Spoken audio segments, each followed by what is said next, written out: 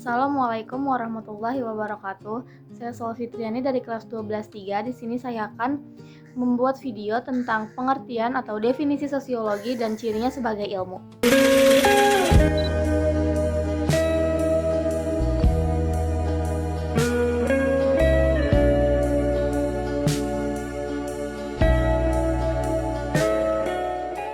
Yang pertama, di sini saya akan membahas dari pengertian sosiologi.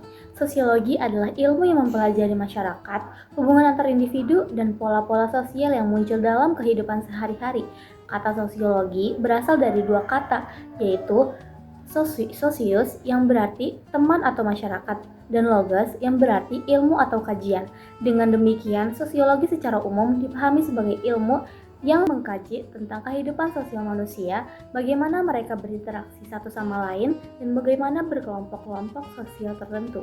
Sosiologi tidak hanya melihat perilaku individu, tetapi juga memahami mengapa masyarakat memiliki kebiasaan tertentu, bagaimana norma terbentuk, mengapa terjadi perubahan sosial, dan mengapa struktur sosial mempengaruhi kehidupan manusia.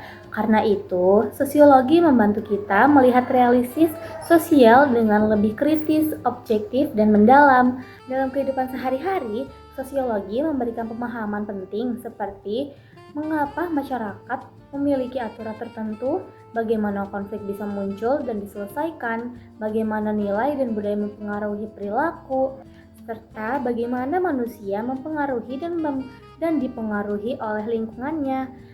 Secara keseluruhan, sosiologi membantu kita memahami cara masyarakat bekerja dan peran kita di dalamnya. Yang kedua, di sini saya akan membahas dari ciri-ciri sosiologi sebagai ilmu. Sosiologi disebut sebagai ilmu karena memiliki sifat dan karakteristik tertentu yang membuat ilmiah dan dapat dipertanggungjawabkan. Nah, berikut ini ciri-ciri utama dari sosiologi yang akan aku bahas. Ciri-ciri yang pertama yaitu bersifat empiris. Apa sih empiris? Nah, empiris itu artinya sosiologi berdasarkan pada fakta yang nyata, dapat diamati di lapangan. Penelitian sosial tidak dibuat dari pendapat pribadi atau asumsi, tetapi dari pengumpulan data, observasi, dan penelitian langsung. Contohnya, mengamati bagaimana siswa berinteraksi di sekolah, mencatat data tentang perilaku masyarakat saat menggunakan media sosial, melakukan wawancara untuk memahami pendapat masyarakat tentang suatu fenomena. Dengan sifat empiris ini, hasil ujian sosiologi dapat dipertanggungjawabkan karena berasal dari realitas yang benar-benar terjadi. Ciri yang kedua, sosiologi bersifat teoris. Nah, teoris ini artinya sosiologi tidak hanya mengumpulkan fakta, tapi juga menyusun fakta-fakta tersebut menjadi penjelasan atau teori. Teori ini digunakan untuk memahami dan menjelaskan fenomena sosial. Contohnya apa sih? Contohnya, setelah melihat data tentang kemiskinan, sosiologi menyusun teori mengenai penyebab dan dampaknya. Pengamatan tentang perilaku remaja dapat menghasilkan teori tentang pola interaksi sosial di kalangan anak muda. Jadi, teori inilah yang membuat sosiologi berkembang menjadi ilmu yang sistematis dan tidak sekedar mengumpulkan data. Lalu, ciri-ciri yang ketiga yaitu bersifat kumulatif.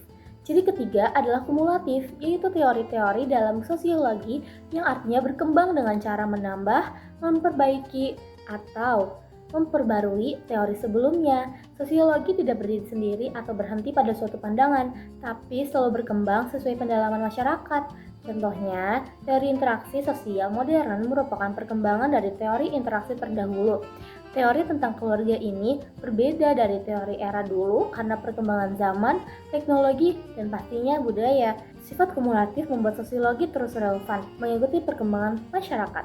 Lalu ciri sosiologi yang keempat atau yang terakhir yaitu bersifat non-etis, yang artinya sosiologi tidak menilai benar atau salah, baik atau buruk, tetapi hanya mempelajari dan menjelaskan fenomena apa adanya. Sosiologi bersifat objektif, yang dipelajari adalah mengapa suatu terjadi, bukan menyalahkan atau malah memuji suatu kelompok atau perilaku. Contohnya kayak gini nih, kalau misalnya ada pelajaran tawuran, sosiologi nggak langsung kayak ngomong tawuran itu tuh dosa atau buruk, tapi malah menjelaskan penyebab, kejadian, dan dampak sosial dari tawuran itu. Ketika mempelajari perbedaan budaya, sosiologi tidak menghakimi budaya, mana yang lebih baik dan mana yang lebih buruk. Dan sifat non-etis, sosiologi bisa memberikan pemahaman yang lebih adil dan objektif tentang masyarakat. Dan yang terakhir di sini aku akan kasih kesimpulan dari materi-materi yang udah aku bahas. Jadi, sosiologi adalah ilmu yang mempelajari masyarakat serta interaksi antar individu. Sebagai ilmu, sosiologi bersifat empiris, teoris, kumulatif, dan non-etis. Keempat ciri tersebut membuat sosiologi menjadi ilmu yang sistematis, objektif, dan dapat dipertanggungjawabkan sehingga dapat berperan penting dalam memahami kehidupan sosial sehari-hari. Sekian video dari saya. Wassalamualaikum warahmatullahi wabarakatuh.